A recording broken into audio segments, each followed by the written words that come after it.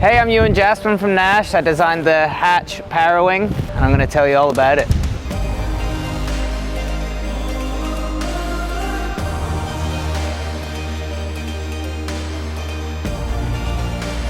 So here we have the new hatch. This is our new Parawing. We're really stoked about it. It's coming in a 1.9, a 2.7, a 3.5, a 4.3 and a 5.1. The reason we chose this size range is we found that a 3.5 is a really great Parawing for most people in most conditions, and we wanted to base the size range around this. It's a really great one Parawing quiver. You can just, get a bigger board and a bigger foil if you want to ride it in lighter winds, and then it has a really great top end as well, which is a great feature of the new hatch. So in designing the new hatch, ease of use was at the center of what we wanted. So we wanted to make something that steers well, is intuitive, has good power, and a much bigger wind range than previous Parawings we've seen on the market. Let's get this thing out and I'll show you a little bit about what we're talking. Key to a good redeploy is a good pack, so let's see how we've done here. There we go. As you can see, really easy to steer. With Parawinging, you kind of steer using the back lines here.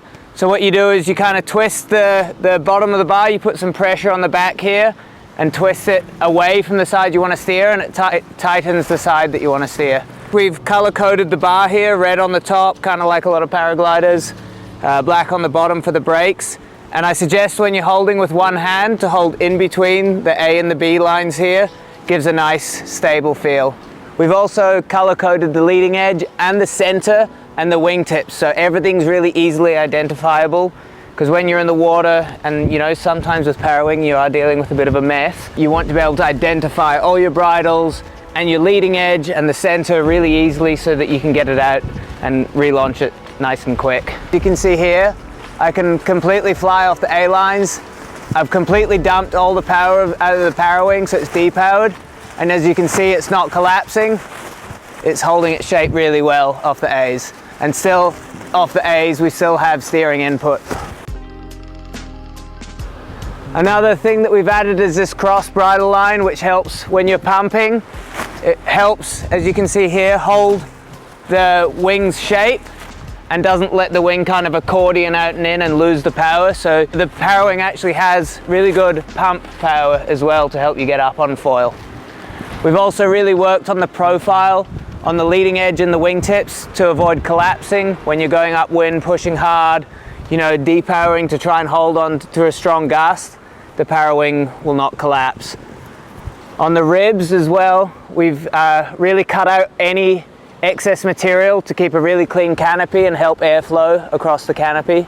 And then onto the materials that we've used. We've used a really nice Skytex material here. It's really good actually for a nylon material for its water resistance, which is hard to find in a nylon material, so the coating is really good and it keeps your Parawing light, because the one thing you don't want in the water is a Parawing that gets wet and soggy and heavy and then it's hard to fly. So this sheds water really nicely while it's still low elongation, nice lightweight, and it packs down really well. So there's two ways to stow the Parawing. There's a frontline stow or a rear line kind of brake stow. A lot of people like this frontline stow like that. I'm not a huge fan of it. It puts a lot of pressure on the lines and it leaves your B and C lines quite loose here. So it's a really good one if you just want a quick stow and ride some swell like this and then redeploy. It's quite easy. But personally I like the brake line stow, because for redeploying you've got a much cleaner bridle set and it also helps you kill the power a lot easier. So I brake line into my hands all of the lines, put the handle in your armpit, and then I grab all the lines, put them inside, and once the bridle lines are inside the Parawing, there's no way they can get tangled anymore.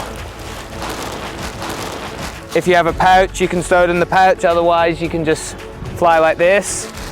And you always want a clean redeploy on the water, which is when you put the Parawing back out so that you don't fall and you can just go straight back upwind. So hopefully if I've done it correctly, we get a nice clean one. So where I think the hatch really thrives in Parawinging is its upwind downwind ability. That is, it goes upwind just as well as any wing really on the market. definitely, you know, the best at going upwind on the market, which is really important because, you know, once you're on a wave, you're obviously 99% of the time going downwind or at least away from, you know, your upwind ability. And being able to go easily upwind is really important. It's also quite light on the hands when you are going upwind. It's quite easy to ride without a harness. You know, you can also set up a harness line on it, but it's definitely not necessary. You can ride without a harness quite easily. So yeah, overall, we've really thought of all the, you know, things that you want in a good Parawing, not just focusing on, you know, profiles and bridling and stuff, but as well the things that make a Parawing really user-friendly, the steering, color coding everything, really nice materials, packable materials, and a Parawing that just, you know, has a really great wide range of use. And I think it's going to open up the sport a lot to not just the advanced foilers of the world, but the beginner intermediates who really want to get into something new. Check out Parawing, we love it, hope you do too.